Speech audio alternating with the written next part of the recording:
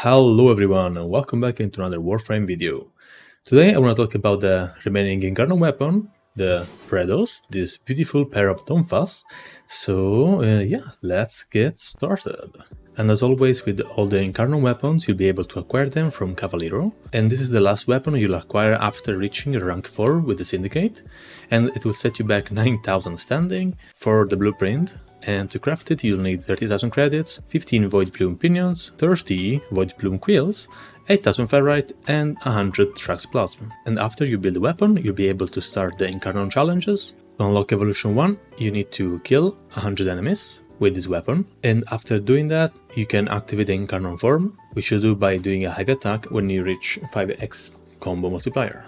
When you activate the Incarnon form, your weapon will basically gain 2 more meters of range, which makes this weapon the one that has probably the most amount of range between all the melees, and yeah, you can basically attack all the enemies you see, which is very nice. To unlock Evolution 2, you need to activate the Incarnon form 6 times in one mission. To unlock the Evolution number 3, you need to do 3 heavy attacks on Thrax enemies. To unlock Evolution 4, you need to close 12 Raptures in Void Flood. And for Evolution 5, as always, you need all the Incarnon weapons, so you're now able to do this mission and you get all the evolutions for your weapons. Let's now have a look at the buffs you get, and first of all, the Evolution 1, you just get the Incarnon form.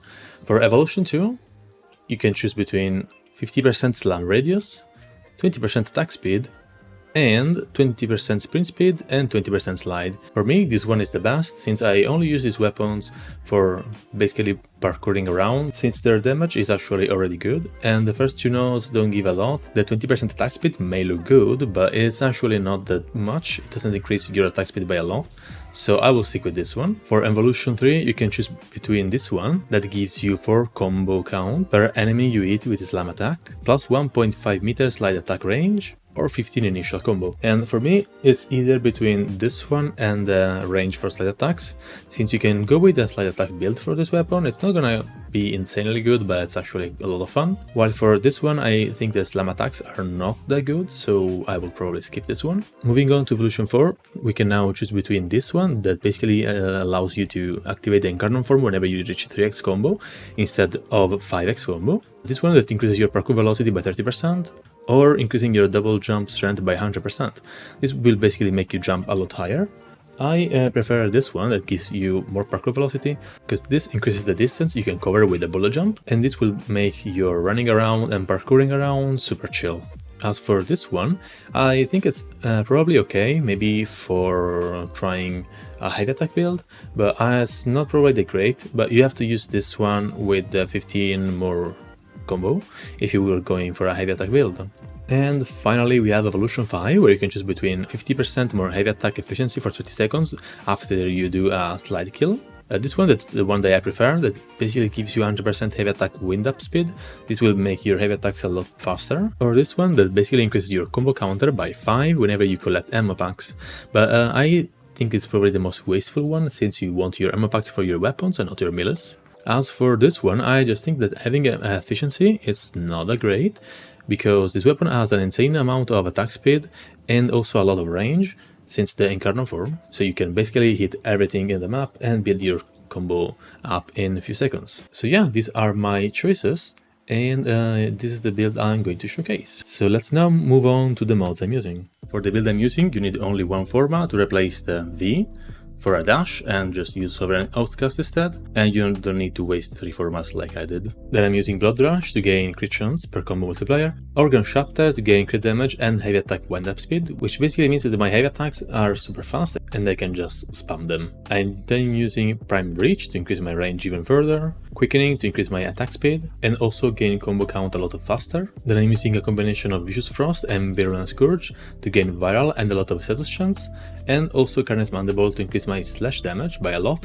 This means I can proc more slashes than viral, and also gives me a lot more status chance. And finally, I'm using Prime Pressure Point, but you can replace this one for Condition Overload if you have the mod, and this will probably perform better against heavy units that needs a lot more attacks. You can also replace Quickening for Prime Fury if you have it, or even Berserker if you like the on-kill effect. Another thing you can do is replace Carnage Mandible and Virulent Scourge for Weeping Wounds and an unranked Virulent Scourge.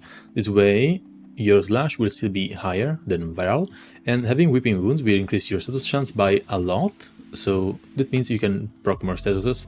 And finally, removing prime pressure point for condition overload. That way you can deal more damage depending on how many status types are affecting the enemy. And for the showcase I'm going to use this build specifically, because you can see basically how the perfect setup works. And once again, just remove this one and put a dash here instead of wasting 3-4 mouse.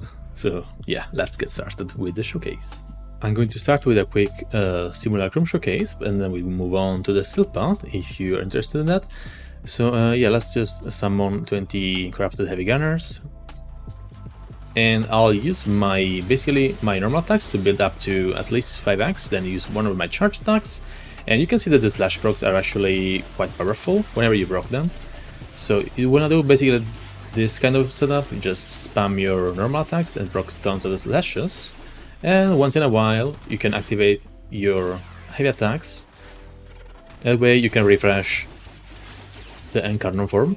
And the Incarnon form is active for basically as long as that big number on top of the screen, the 55 seconds timer right there, is going. When that reaches 0, your weapons will turn back to the normal ones, but as you can see, it's quite easy to build combo, and also having the parkour speed to go around like this, I think it's quite useful. Also having the sprint speed, more slide, it actually helps a lot to go around the map and kill more enemies faster.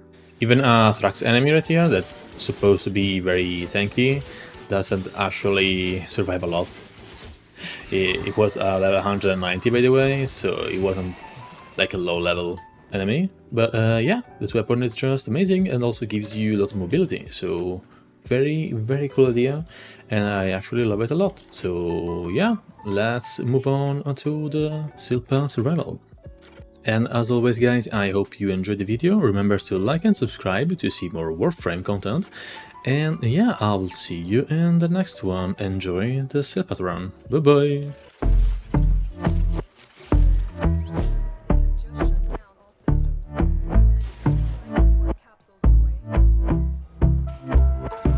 And I've been chillin', watching the ocean with you. Baby up with a slow motion crew. And we up in our cloudlands when people change, but not us. And we just chillin', kicking it, kissed by the sun. Could be soaked to the skin in the mall soon. I know she got the good vibes when seasons change, but we're the same.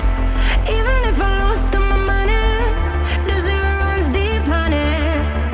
And I don't need to speak a single word, 'cause you got me holding.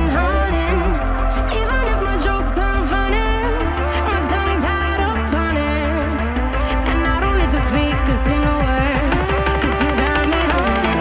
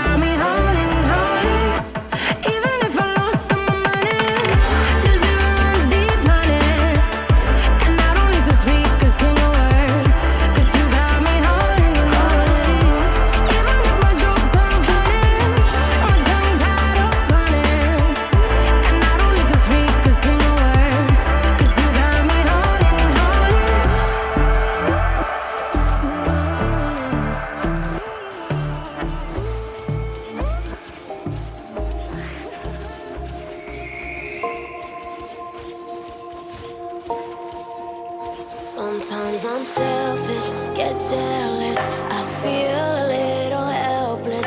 My whole world has shifted again. You made a promise, I kept it. Now I'm second guessing. My whole world has shifted again. Now I drive back to an empty room, and it's setting in.